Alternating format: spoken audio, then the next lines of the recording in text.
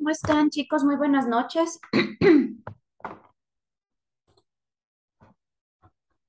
Buenas noches. Muy bien, bueno, vamos a continuar con lo que es el Social Media Planning. El día de ayer únicamente nos faltó revisar un poco de lo que son las mediciones que se deben realizar una vez que hemos ya puesto en marcha nuestra estrategia de social media. Perdón, chicos, un ratito que mi esposo está llegando en Uber y tiene que timar la casa. Bueno. Entonces tenemos dos tipos de mediciones, o más bien dicho, dos tipos de indicadores que nos ayudan a medir las estrategias que hemos aplicado dentro del social media, es decir, utilizando las redes sociales. Y esos indicadores se dividen en dos, métricas y KPIs, ¿sí? Entonces vamos a ir viendo. Los KPIs eh, que nosotros podemos utilizar son los leads, es decir, cuántos clientes potenciales hemos obtenido a través de campañas pagadas o campañas orgánicas que hemos sacado en redes sociales. Conversión, es decir, cuántas ventas hemos logrado a través de estas campañas. Repetición de compra, es decir, cuántos clientes que ya nos han comprado han vuelto a comprar. Suscripción, por ejemplo, si es que hay nuevos suscriptores en nuestro canal de YouTube, ¿sí? Clics, si es que lo que queremos no es leads ni conversión, sino que den clics en un anuncio, que den clics en un video, etcétera, ¿sí?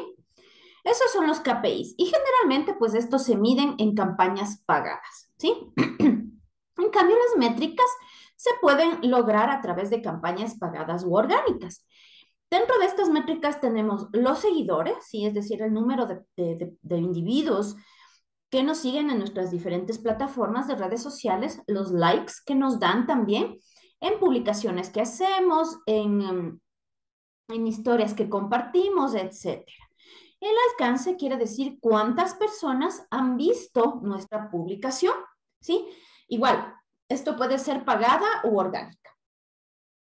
Y las impresiones quiere decir cuántas veces cada persona vio nuestro anuncio. Es decir, el alcance puede ser 1.000 personas, pero las impresiones son las veces que esas 1.000 personas vieron nuestro anuncio. Entonces, a veces puede ser una, a veces puede ser dos, tres veces, ¿sí? Entonces, las impresiones siempre van a ser mayores que el alcance. Y la interacción, pues es ya las acciones que toman nuestra audiencia, que es desde ponernos likes, compartir, comentar, pedir información, escribirnos en interno, etcétera. Todas son esas métricas. ¿Sí? ¿Y de qué nos sirve? Pues para saber qué nos está funcionando, qué no nos está funcionando, qué podemos repetir, ¿sí? Para ir avanzando con nuestro plan de marketing en social media. Las KPIs deben ser definidas, ¿sí? Es decir, las que vimos previamente, para conocer, medir y analizar, ¿sí? Entonces, ¿qué KPIs son importantes que nosotros tomemos en cuenta? Pues son las métricas que influyen en la consecución de objetivos. Si es que mi objetivo era lograr captar 1.000 leads a través de esta campaña publicitaria en Facebook en el periodo del 1 de agosto hasta el 31 de agosto, ¿sí? Pues ¿qué KPI me va a ayudar? Pues la campaña, el KPI, el indicador de leads, es decir, cuántos contactos yo obtuve, ya sea a través de una landing page, en WhatsApp, etcétera. También estas métricas son clave para el desarrollo de mi estrategia de social media, ¿sí? Entonces, a través de estos KPIs, yo, si es que ya lancé una estrategia previamente, yo sé si es que me funcionó, si es que no me funcionó, si es que tuve un buen alcance, si es que tuve buenas impresiones, ¿sí? ¿Cuál fue mi costo por clic? ¿Cuál fue mi costo por lead? ¿Sí? Para saber exactamente si es que puedo volver a utilizar esas mismas estrategias. ¿Qué debería cambiar? Sí, tal vez la estrategia estuvo bien, pero debe cambiar el formato, tal vez en video. Por ejemplo, a nosotros nos ha pasado mucho que en video no logramos tener los resultados que deseamos y más bien en fotografías nos da resultado. Entonces, pero estas métricas nos ayudan, ¿sí? Es el mismo concepto, el mismo producto, el mismo precio, pero definitivamente en algunos productos no funciona video y tiene que ir con el formato de fotografía. Entonces, estas métricas nos van a indicar para seguir desarrollando nuestra estrategia de social media. Se puede medir y comparar de forma semanal, mensual, otros indicadores, ¿sí? Entonces yo puedo ir viendo, ok, cómo van mis leads, cómo va mi conversión, cómo va el tráfico a mi página web, ¿sí? Y esto, de hecho, lo pueden hacer cada día, pero obviamente toma demasiado tiempo, pero lo pueden hacer cada semana, cada 15 días. Nosotros generalmente lo hacemos cada 15 días y cada mes. ¿Por qué? Porque también debemos dar un tiempo para que el algoritmo de Facebook pueda ir entendiendo lo que nosotros queremos. Sobre todo hay productos que sí le toman un poco más de tiempo al algoritmo entender a qué consumidores llegar, ¿sí? O a qué audiencia llegar. Entonces, a las 2 semanas empezamos a revisar el alcance, la interacción, cuántas personas están dando clic, cuántas personas dan clic en el anuncio y cuántas personas dan clic en el llamado a la acción, es decir, a WhatsApp. De esas personas, cuántas compran, es decir, cuánto es la conversión, etcétera. Entonces vamos así definiendo si es que seguimos con una campaña, si es que la cerramos, si es que le cambiamos el formato, etcétera. Por ejemplo, vamos a ver si es que el KPI es mayor al resultado, pues, es decir, si es que yo conseguí un KPI afirmativo positivo, ¿sí? Es decir, es superior a 0, quiere decir que no debo tomar acciones correctivas, sino tal vez pulir la campaña. Si es que es igual al resultado, pues debo hacer seguimiento, debo saber qué está pasando, qué podría cambiar, etcétera. Pero si es menor, entonces sí debo tomar acciones correctivas. Es importante además medir el ROI en marketing. ¿Y qué es el ROI? Analizar el costo versus el beneficio. Calcular el ROI de cada campaña realizada en redes sociales. ¿Y cómo se calcula esto? Pues yo tengo un costo de mi campaña pagada, por ejemplo, en Facebook y me cuesta, no sé, $250. Ese es mi costo. Pero ¿cuál es mi beneficio? Pues he vendido, no sé, $10,000 y de los $10,000 mi utilidad neta son $1,000, es decir, mi costo ha sido 250 y esos 250 yo he multiplicado por 4 y $1,000 es mi utilidad. ¿Sí? Ya descontando todos los gastos y todo, esa es mi utilidad. Entonces, a través de esa medición, pues obviamente yo sé cómo está mi ROI. En realidad estoy invirtiendo y estoy ganando más de lo que he invertido. ¿Sí? Entonces, eso también debemos analizar porque, chévere, podemos sacar campañas pagadas, podemos tener respuesta, pero al final no se cierran ventas o realmente el precio que estamos nosotros, al cual estamos vendiendo es muy bajo, que no está generando las ganancias suficientes para seguir pagando una campaña de Facebook o de Instagram, ¿sí? Entonces, el ROI nos va a permitir analizar y saber si es que continuamos o no, o qué cambios realizamos, ¿sí? Los conceptos básicos que debemos medir, por ejemplo, algunos KPIs que tenemos son el CPM, que es el costo de llegar a 1,000 personas, el CPC, que es el costo por clic. Si, por ejemplo, nosotros ponemos un anuncio de un carrusel de fotografías, el costo por clic, quiere decir de las personas que van dando clic en el anuncio. Sí, tenemos el CPA, que es el costo por adquisición, es decir, cuánto nos costó que una persona nos compre. El costo, el CPV, que es el costo por conseguir una venta, y la conversión, que es cuando un usuario realiza la acción, registro o venta. Sí, entonces este también se utiliza mucho cuando el tráfico es dirigido a nuestra página web y a través de píxeles de Facebook conectados a nuestra web, nosotros sabemos exactamente quién finalizó la compra y efectivamente quién ha convertido, es decir, pasó de ser un lead a convertirse a un cliente. ¿Sí? Entonces, como les había dicho, por ejemplo, si el KPI es mayor a 1 en relación al ROI, si es negativo es que estamos invirtiendo más en las campañas y redes sociales que lo que estamos recobrando. Si es que es cero, pues estamos comprando pan para vender pan, como se diría. Es decir, no estamos ni perdiendo ni ganando. Pero ese no es el objetivo. Debemos ganar. Y obviamente lo que estamos buscando es un KPI positivo, ¿sí? Es decir, que sea mayor a 1 para que para nosotros saber que está funcionando la campaña. Es decir, estamos invirtiendo más de lo que estamos recuperando más de lo que estamos invirtiendo, ¿sí? Entonces, eso es en relación a los KPIs y a las métricas que debemos tener. No se estresen, no se asusten. Todas estas métricas ustedes las tienen en Facebook. Es decir, ustedes no tienen que calcular nada. Lo que tienen es que saber analizarlas. Entonces, cuando ustedes sacan una campaña, ustedes pueden pedir los reportes y ahí les van a salir todos estos KPIs. Y ustedes lo que van a analizar es, ok, a mí me interesa saber cuál ha sido el coste por clic, cuál ha sido el coste por lead, cuál ha sido el coste de mi campaña, cuál ha sido el alcance, cuáles han sido las impresiones, etcétera. Y yo voy viendo, ¿sí? Y voy seleccionando qué resultados necesito yo de parte de Facebook para analizar mi campaña, ¿sí? Entonces, eso es como la parte general de la planificación de social media, ¿sí? Ahora vamos a empezar a revisar algunos términos y algunos elementos que son importantes y básicos. Perdón un ratito. Del instituto me están escribiendo.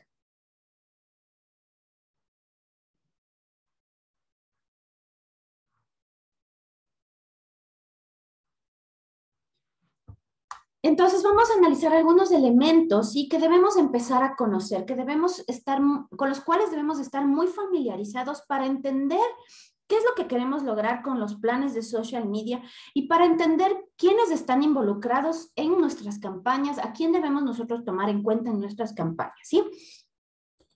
Entonces, lo primero que vamos a entender son las comunidades virtuales. ¿Qué son las comunidades virtuales? En un sentido muy simple, en una palabra muy simple, una comunidad virtual es un grupo de gente con objetivos comunes que usan una misma forma de comunicación para interactuar entre ellos en un entorno en línea. ¿Sí? Entonces tenemos varios tipos de comunidades. De hecho, nuestros seguidores en una página, por ejemplo, los seguidores de mi empresa en mi fanpage o en Instagram, para mí constituyen mi comunidad virtual, porque yo llego a ellos a través de mis mensajes, de mis publicaciones. También podemos entender como agregaciones sociales, ¿sí? Que emergen de la red cuando un número suficiente de personas entablan discusiones públicas durante un tiempo lo suficientemente largo, con suficiente sentido humano para formar redes sociales personales en el ciberespacio. Entonces, obviamente, también estas comunidades también empiezan a topar temas, ¿sí? Entonces tenemos comunidades de mujeres emprendedoras, comunidades de madres de familia, comunidades de empresarios, comunidades de emprendedores, comunidades de negocios locales, de tiendas en línea, etcétera. Entonces se van formando estas comunidades, ¿sí? Porque tienen una opinión acerca de un tema, porque les interesa compartir sus diferentes criterios sobre un tema, estar informados acerca de un tema, así no exista la interacción per se. Sí, recuerden que habíamos visto estos internautas pasivos, pero forman de todas formas, son parte de esa comunidad, ¿sí? ¿Y a qué se refiere con el sentido humano? ¿Sí? Que no estamos hablando de comunidades que se llenan de robots, por así decirlo, que a veces sí ha pasado que son páginas falsas manejadas por robots, digamos, hacerlo que en realidad es una computadora, sí, pero que en realidad debe tener un sentido humano, que debe sentirse que exista una relación personal en ese ciberespacio. Tenemos diferentes comunidades virtuales, ¿sí? Entonces, por ejemplo, tenemos la comunidad de redes sociales. Entonces, estas comunidades virtuales no tienen un vínculo más allá que el de crear lazos. Y para esto tenemos lazos sociales, ¿sí? Como habíamos hablado, relaciones de amistad, de compañerismo, de familia, etcétera, ¿sí? Entonces, básicamente, como lo dice, comunidad de redes sociales, ¿sí? Para esto están redes sociales como Facebook, Instagram, LinkedIn, Twitter y otros que gestionan todos estos tipos de interacciones, desde comentarios a una fotografía, el compartir, el intercambiar información, etc.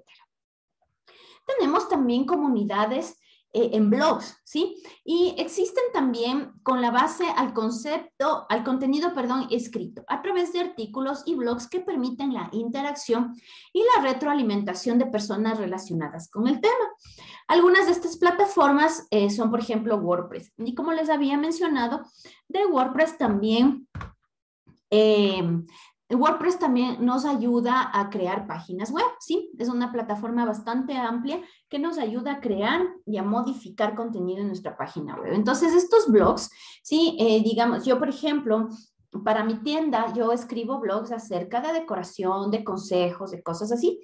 Entonces, muchas personas leen mis blogs, interactúan, recomiendan. También puede haber el caso de que a alguien no le parezca y tiene todo el derecho de hacer su opinión. Incluso generan retroalimentación, sí, obviamente hablando de ese tema, ¿sí? Tenemos el Multiple User Dialogue, que son las comunidades virtuales con sistemas y espacios virtuales, ¿sí? Que es lo que habíamos hablado. Así como existen los espacios, ¿sí? En la web 2.0 o se van creando estos escenarios, pues obviamente si hay los escenarios, se van a crear las comunidades que forman parte de estos escenarios. Entonces, como habíamos hablado en la primera clase, existe el escenario 3D y aquí, obviamente, dentro de este escenario 3D, se crean estas comunidades que incluso interactúan, todo de forma virtual, utilizando incluso avatares, etcétera, ¿sí? Que les permite interactuar, participar, jugar, aprender en tiempo real, ¿sí? Creando este tipo de comunidades. También tenemos la comunidad virtual de investigación que consiste en crear un panel o una comunidad en línea y obtener retroalimentación constante y comprometida de los usuarios para realizar un estudio de investigación. ¿De qué difiere el tema del blog? De que en los blogs, pues, no necesariamente puede ser un experto, no necesariamente puede ser una persona que ha tenido una carrera de publicaciones, de papers, de libros, etcétera, sino alguien que se siente con la suficiente confianza para hablar de un tema. En cambio, en una comunidad virtual de investigación, ya estamos hablando de que previo a compartir un contenido debe existir una investigación, ¿sí? Una investigación, ya sea de fuentes primarias, de fuentes secundarias, ¿sí? Y se conforma una comunidad virtual para compartir esta información, estas investigaciones, obviamente para que exista una retroalimentación, para que exista un debate incluso sobre estas investigaciones que se hacen. Entonces ya estamos hablando de temas un poco que ya necesitan un estudio más profundo. ¿Cuáles son las características de una comunidad virtual? Una de ellas, o de las principales, ¿sí? Es el sentido de pertenencia. Y se trata de ¿qué? De que exista un apego, ¿sí? Y el reconocimiento de que yo pertenezco a ese grupo con el que yo comparto un interés, ¿sí? Las interacciones que se llevan a cabo crean una identidad colectiva y un código cultural común. Por ejemplo, una comunidad que le gusta el rock, ¿sí? Entonces, yo siento un apego con esa comunidad, yo me siento que pertenezco a ese grupo, ¿sí? Porque todos compartimos ese amor, esa pasión por ese tipo de música, ¿sí? Y obviamente también eso lleva a interactuar, a crear una identidad como grupo, ¿sí? Y incluso se va a llegar a un código cultural. ¿Cuál es el código? Pues es la forma en que uno expresa que pertenece a una comunidad. Por ejemplo, básico, el color negro en la vestimenta, posiblemente los tatuajes, obviamente la música que se escucha, ¿no? Entonces, su participación dentro de la comunidad provoca un sentimiento de unión entre los miembros y con la compañía, ¿sí? Entonces, ahí es cuando la parte de la marca puede crear ese sentido de pertenencia, ¿sí? Existen comunidades que no tienen nada que ver con una marca, pero qué mejor si yo como marca creo esa comunidad. Entonces, por ejemplo, tengo esta comunidad que le gusta el rock, pero ¿qué pasa si es que yo soy el grupo Metallica?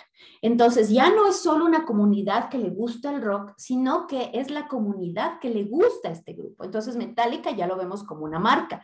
Entonces ya se crea una relación entre esta comunidad que tiene un interés con la marca. ¿Sí? Entonces, nosotros lo que debemos lograr como marca, como empresa, es que estas comunidades que se encuentran en todo lado, al final se identifiquen con mi marca y creen una comunidad incluso con mi propia marca. ¿Sí? Tenemos también la comunidad virtual que tiene participación activa. Los miembros de la comunidad virtual comparten sus experiencias y o comentarios a través de diferentes actividades que pone el administrador. Entonces, hay algunas, perdón, es mi perrito, algunas comunidades que no, que sí permiten o que sí incentivan a la gente a que exista una participación más activa de sus miembros, ¿sí? Por ejemplo, tenemos también la participación pasiva, que se trata de búsqueda de información por parte de los participantes mediante la lectura de comentarios o conversaciones en los foros sin escribir sus experiencias. ¿Sí? Entonces, como vemos, obviamente, hay diferentes actores en las comunidades, unos serán activos, otros serán pasivos, ¿sí? También tenemos otra característica, es el sentido de responsabilidad. Entonces, tenemos el sentido de pertenencia, que es el yo identificarme, pero también el de responsabilidad. ¿Y de qué se trata? Pues que se adquiere un compromiso moral con la comunidad y las reglas de conducta que se siguen. Y esto ayuda a integrar y retener a los miembros. ¿Sí? Entonces, no sé, por ejemplo, una comunidad de protección a los animales. ¿Sí? Entonces, yo, aparte de sentirme que pertenezco, que me identifico, que tengo un interés común con todas estas personas, también yo tengo un compromiso moral, ¿sí? Con esta comunidad. Tenemos, no sé, ciertas reglas de conducta, de salvaguardar la integridad de los animales, y esto ayuda a integrarse, a que se tenga un interés aún más fortalecido. Otra de las características es tener valores comunes. Y es el conocimiento de normas, tradiciones, reglas, convenios que establece el administrador con los miembros de la comunidad, ¿sí? Entonces, en muchos grupos, por ejemplo, no sé si ustedes pertenecen a algunos grupos en Facebook, por ejemplo, él o los administradores ponen ciertas reglas de participación a quienes somos parte de estos grupos. Entonces, por ejemplo, en el de emprendedoras, se debe siempre hacer publicaciones de productos con precios. No se debe, no sé qué otras reglas tienen, pero siempre se debe poner, no se debe poner links externos, ¿sí? Entonces se tiene algunas normas básicas, obviamente, pero también otras, de que, por ejemplo, no se puede topar temas políticos, no se puede topar temas de un poco más de intereses sociales mucho más fuertes, etcétera. Entonces se van creando estas normas y reglas para que exista armonía en estos grupos, ¿sí? ¿Cómo se utiliza, por ejemplo, o cómo se puede aprovechar de una comunidad virtual para hacer una investigación? ¿Sí? Las comunidades virtuales son ideales para nosotros poder obtener información eficaz. La plataforma te permite utilizar diferentes herramientas para recolectar insights. ¿Qué son los insights? Pues son esos deseos ocultos que tienen los compradores, los consumidores, y que nos permiten a nosotros tomar mejores decisiones para la organización, ¿sí? Entonces, por ejemplo, yo también pertenezco a algunos grupos, algunas comunidades de decoración, y ahí yo recolecto información. No lo he hecho muy formalmente en el sentido de alguna encuesta o algo así, pero a través de las publicaciones, de la información que ponen, de algunos posts interesantes, de lo que comparten, de los comentarios, yo voy recolectando información para saber lo que la gente, esa comunidad que tiene un interés común, comparte. Algunas de las actividades que se puede hacer dentro de estas comunidades virtuales son las siguientes, y de esta forma se puede recolectar datos. Por ejemplo, sondeos. ¿Sí? Se puede a través de una comunidad virtual crear sondeos para que podamos tener datos de forma rápida, ¿sí? Entonces, por ahí alguna vez hice una publicación de qué color les gusta más, creo que era turquesa, menta y algún otro. Y ahí tuve unas votaciones súper rápidas, la gente como les digo, no era una encuesta formal, era así de qué color les gusta más y la gente publicó y me parece que ganó el turquesa. Sí, era para una campaña. Entonces, ya con ese sondeo yo ya tengo una idea de lo que puede estar pasando. También tenemos las encuestas en línea. Las comunidades virtuales nos permiten realizar encuestas que se puedan compartir fácilmente entre los participantes e incluso visualizar los datos en tiempo real. Y así también se puede obtener estos insights de manera mucho más eficiente. También podemos aprovechar para crear foros de discusión. Entonces, un foro es una de las herramientas que se utiliza mucho dentro de las comunidades virtuales y ya que permite la participación de todos los miembros del panel. Y a través de esta herramienta es posible hacer una pregunta general, ¿sí? O a veces derivar algunas preguntas dentro de este foro de discusión, donde los miembros comparten sus comentarios y opiniones y fomentas la interacción entre ellos. Entonces es un foro, es un tema que se lanza y la gente da sus opiniones, ¿sí? También podemos hacer focus group en línea. Entonces, esta herramienta lo que hace es reclutar a un grupo de toda esta comunidad para debatir o para topar un tema de forma en línea, ¿sí? En tiempo real sobre un tema específico. Entonces, yo puedo tomar un grupo pequeño de esta comunidad virtual y decirles, mire, vamos a hablar de estos temas relacionados con el hogar o estos temas relacionados con la enseñanza o estos temas relacionados con los automóviles, etcétera. Y la gente, y vamos a ir haciendo preguntas, vamos a ir haciendo elementos de comparación, sacando elementos de comparación, etcétera, para obtener insights, para poder obtener información profunda de los consumidores. También podemos tener un programa de recompensas. A través de una comunidad virtual puedes fomentar la participación de todos los miembros y ofrecer una recompensa por participar en diferentes actividades de investigación, por participar en un producto, por participar en un debate, por participar en un focus group, por participar en una prueba de un producto, etcétera. Entonces yo puedo recompensar, ¿sí?, a quienes forman o quieren formar parte de esta investigación o de este estudio. Denme un minutito, chicos, por favor.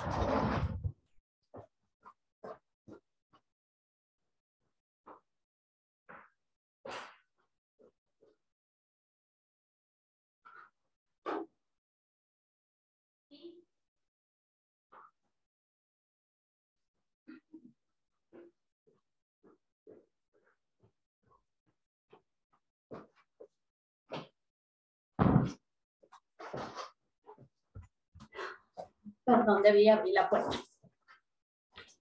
Listos, entonces vamos a ver algunos de los ejemplos de comunidades virtuales que son muy importantes que nosotros tomemos en cuenta para lograr aprovechar o sacar al máximo con respecto a nuestra organización, a nuestra empresa. Entonces, la primera es la comunidad de marca y es la que debemos, todo community manager es como su objetivo más grande, el crear una comunidad de marca, ¿sí? Entonces, estas comunidades de marca se utiliza para que las organizaciones, las empresas realicen investigaciones con sus clientes, con sus influencers o embajadores y así obtener una tasa de respuesta alta, ¿sí? También nos permite hacer estudios de evaluación de marca, evaluar quejas, ejecutar planes de solución inmediata para que no se visualice en malos comentarios en redes sociales y los clientes se sientan escuchados y valorados, ¿sí? Entonces, estas comunidades de marca nos ayudan a hacer un seguimiento de todas las estrategias que estamos sacando, no solo en social media, sino también en las estrategias que estamos sacando de forma real o física en locales de atención, de servicio al cliente, etc. Tenemos también lo que son las comunidades temáticas, ¿sí? Y son las cuales utilizan las marcas para enfocarse en un tema específico y atraer a cierto nicho de mercado, ¿sí? Entonces, estas comunidades se destacan por la interacción que se genera entre los usuarios. Entonces, si bien es cierto, es muy relacionada con la marca, pero se trata de topar un tema específico dentro de todos los temas que se puede abarcar en una marca, ¿sí? Entonces, por ejemplo, les pongo el ejemplo de mi tienda en línea que tiene cosas para el hogar. Si bien es cierto, yo puedo tener una comunidad de mi marca, pero también puedo tener una comunidad acerca de un tema específico. Por ejemplo, la organización en el hogar, ¿sí? Entonces puedo tener dentro de mi comunidad de marca ciertas comunidades para hablar de temas específicos. Y tenemos también las comunidades genéricas. Este es un ejemplo que son utilizadas sobre todo por agencias de investigación de mercados para reunir una gran cantidad de participantes con diferentes perfiles, ¿sí? Entonces no están relacionados con una marca per se, pero sí con el consumo de un producto, ¿sí? Entonces, este tipo de comunidades lo que nos permite es ampliar el conocimiento de los consumidores como datos geográficos, demográficos, psicográficos, ¿sí? De estilo de vida, de hábitos de consumo, etcétera, que nos ayudan incluso a segmentar un mercado y a realizar estudios específicos, ¿sí? Entonces, esas son las comunidades que tenemos o que de las cuales nosotros podemos sacar muchísima información valiosa. ¿Cuáles son las ventajas de tener comunidades virtuales? Una de ellas es que nos ayudan obviamente a compartir información, a responder preguntas a los miembros y a hacer contactos. Perdón. Una comunidad virtual que es utilizada sobre todo para investigación nos ayuda a recolectar información haciendo uso de algunas herramientas como son sondeos, encuestas, focus group, etc. Una de las ventajas más importantes es que estas comunidades virtuales nos permiten además intercambiar información en cualquier momento y de forma continua y podemos aprovechar también la oportunidad para probar un proyecto o un plan de negocio, ¿sí? Y obviamente a través de una comunidad virtual también se puede identificar a tus principales promotores de marca, es decir, a gente que puede ser muy influyente, dentro de esa comunidad, ¿sí? Entonces así podemos nosotros detectar qué personas pueden ir con nuestra marca, con los valores de nuestra empresa, con nuestra promesa de valor, para ser influencer de nuestra marca, ¿sí? La investigación a través de una comunidad virtual puede ser también de tema cualitativo o cuantitativo. Y el presupuesto para hacer una investigación dentro de estas comunidades virtuales es mucho menor. ¿Sí? Entonces te puedes ahorrar en emplear, recursos financieros, de personal, etcétera, ya que todo se hace de forma virtual. Entonces, esas son las comunidades con las que nosotros podemos trabajar, que podemos crear como marca, ¿sí? Y que nosotros podemos utilizar para poder recolectar información valiosa para generar o definir estrategias de social media. Ahora vamos a ver lo que son el perfil de las nuevas audiencias, ¿sí? Y vamos a hablar de un tema que es muy utilizado ahora en el social media marketing, que se llama el buyer persona, el avatar, ¿sí? Y vamos a diferenciar entre el público objetivo o el segmento objetivo con el buyer persona. ¿Cuál es la diferencia entonces entre estos dos? Y no quiere decir que si uso el uno, dejo de usar el otro. Al contrario, son un buen complemento para nosotros tener muy claro cómo vamos a sacar, cómo vamos nosotros a crear el perfecto mix de marketing para nuestro público objetivo y para nuestro buyer persona. ¿Sí? El público objetivo o el segmento objetivo nació del marketing 2.0, ¿sí? Es decir, ya cuando el marketing ha evolucionado y empezó a centrarse más en el mercado, ¿sí? Entonces, al momento en que el marketing, las empresas se volcaron su vista al mercado, es cuando nació el público objetivo. Y en lugar de lanzar campañas o productos, ¿sí? En gran cantidad para una masa de consumidores, lo que hicieron es empezaron a segmentarlos por edad, por ubicación, por género, por ingresos, por nivel de estudio, por intereses, por hábitos de consumo, etc.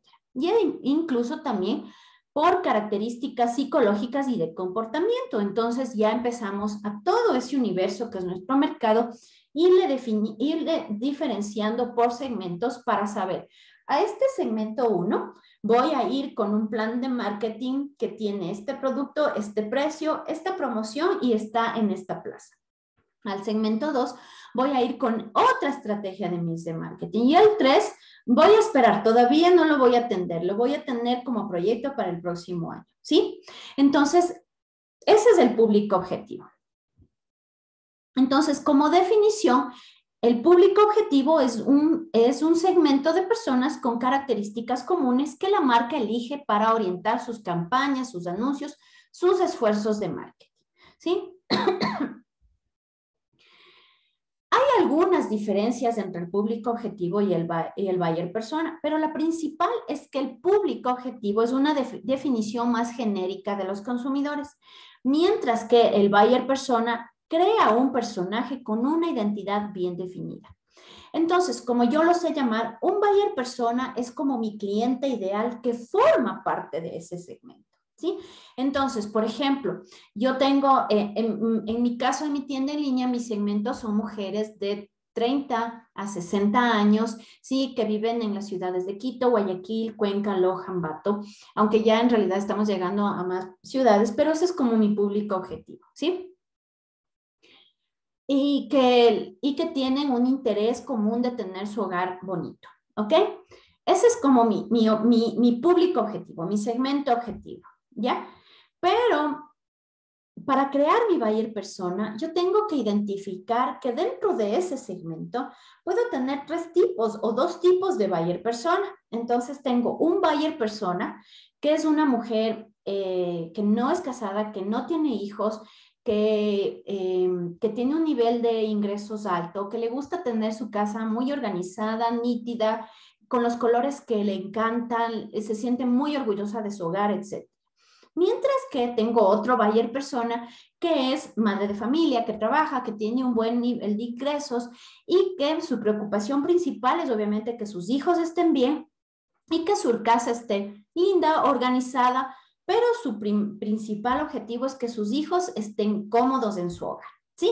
Entonces, ustedes iban viendo que dentro de ese segmento yo puedo incluso tener 2 tipos de buyer personas.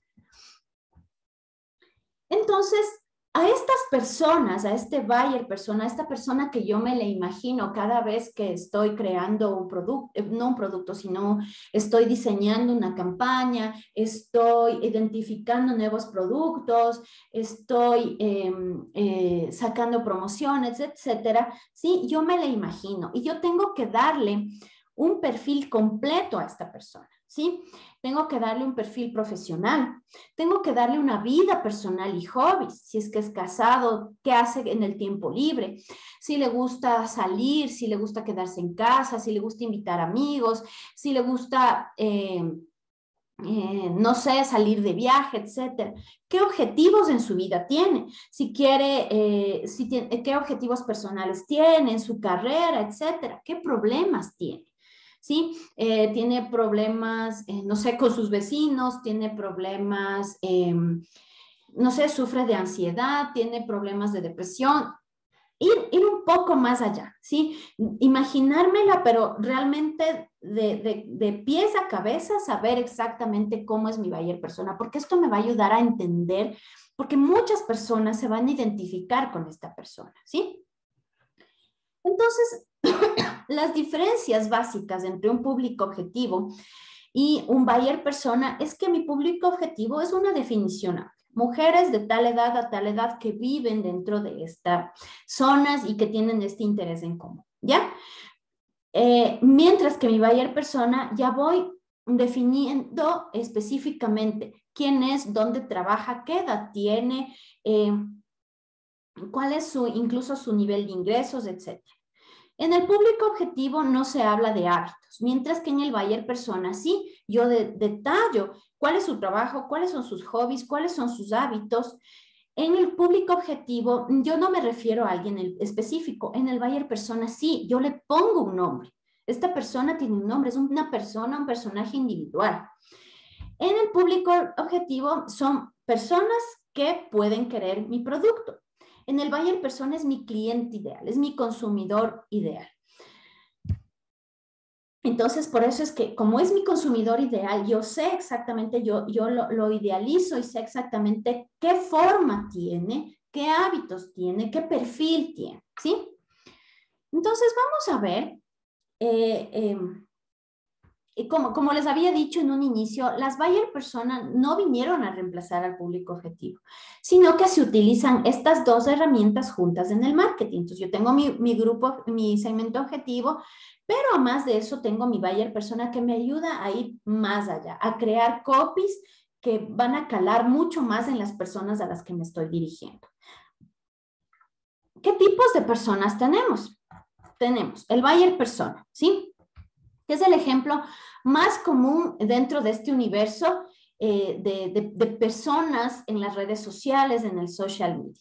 ¿Sí? Como su nombre lo indica, es un perfil semificticio que representa tu comprador ideal.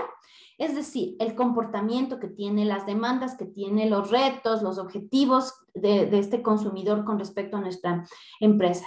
Y a partir de la creación de este personaje semificticio, porque obviamente sí forma parte de un segmento conocido de clientes, ¿sí? A través de esta creación de este buyer persona, yo puedo orientar mis esfuerzos a generar un impacto positivo en el cliente potencial y aumentar las posibilidades de venta, ¿sí?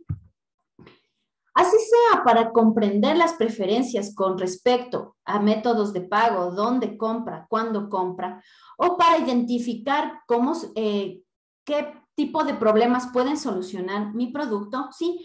Es importante entender el comportamiento de compra de este consumidor ideal. Y es más fácil así poder nosotros planificar una estrategia eficiente y lograr los resultados esperados. También tenemos un audience persona. La interacción y el engagement entre las marcas y los usuarios también es muy importante en todo lo que se llama la escena digital, en lo que son las redes sociales, ¿sí? Y esa audiencia presenta un perfil diferente al de tu comprador. Entonces, claro, podemos tener un comprador, un buyer persona, pero también tenemos a alguien que es un público en general que posiblemente no va a comprar, pero es importante tenerlo en cuenta, ¿sí? Para eso, lo ideal es crear una audiencia o una audience persona que represente a quienes visitan tus páginas en redes sociales, leen las publicaciones de tu blog o incluso ven tus videos. Para aquellos que buscan brand awareness, eso es esencial. Es decir, para quienes van descubriendo marcas que posiblemente en este momento no me quieran comprar, pero posiblemente en un futuro necesiten de mi producto o de mi servicio. Tenemos el protopersona. La protopersona es una versión inicial de las muchas personas de una empresa y se crea a través de un brainstorming de tu equipo, evaluando cuáles son las principales características de tus clientes. Esa es una dirección inicial para comenzar a estructurar la creación de perfiles más completos, ¿sí? Nosotros incluso antes de definir nuestro buyer persona que tenemos ahora, teníamos otro buyer persona.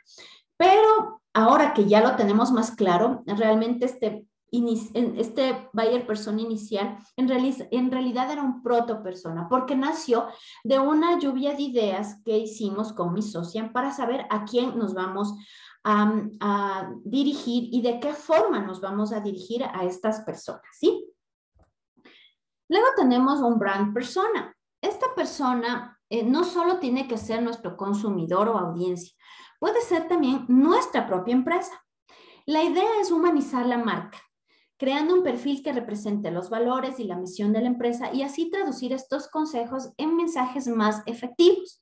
¿Sí? Entonces, por ejemplo, el brand persona es esta marca personal. En mi caso, por ejemplo, yo soy la brand persona de mi tienda. Yo salgo en los videos, yo salgo en las fotografías, yo hago las historias, etcétera. Yo he unido, sí, a lo que es mi marca con mi marca, a mi marca de empresa con mi marca personal. Hay mucha gente va a saber cuáles son mis colores favoritos. Bueno, salían fotos de mi perrito, las cosas que me gustan preparar, los colores que me gustan en mi dormitorio, etcétera. Yo voy compartiendo un poco de mi vida personal con, eh, con, eh, con la vida en mi empresa, con la empresa, con el producto que vende mi empresa, ¿sí? Luego tenemos el user persona, y esta es una variación aplicada en el universo UX, ¿sí? El objetivo principal es definir un user persona, es entender el comportamiento del usuario cuando visita una página web. identificando qué tipos de elementos de diseño y tipografías pueden ser más agradables para el perfil de visitantes que una empresa quiere tener. Entonces, vamos a ir creando una persona o definiendo cuál es el usuario de mi página web o mi tienda en línea. Por ejemplo, vamos identificando cuando ingresan a mi tienda en línea a qué sección primero van, por qué colores se identifican más, a qué momento dejan de visitar nuestra página, a qué momento salen de nuestra página, si es que llegan al carrito de compras y qué sucede, qué acción tienen que lo abandona o cuántas personas realmente compran, ¿sí? Entonces, eso es crear un user persona. Listo, chicos, con esto terminamos el tema de la audiencia, del buyer persona, ¿sí? Para que vayamos entendiendo un poco más de estos elementos que debemos definitivamente considerar al momento de realizar nuestras publicaciones, de realizar historias, ¿sí? Como les digo, todo debe ser una planificación. Y para planificar, pues debemos tomar en cuenta todos estos elementos, ¿sí? Listo, chicos, no sé si tienen alguna consulta, algún comentario.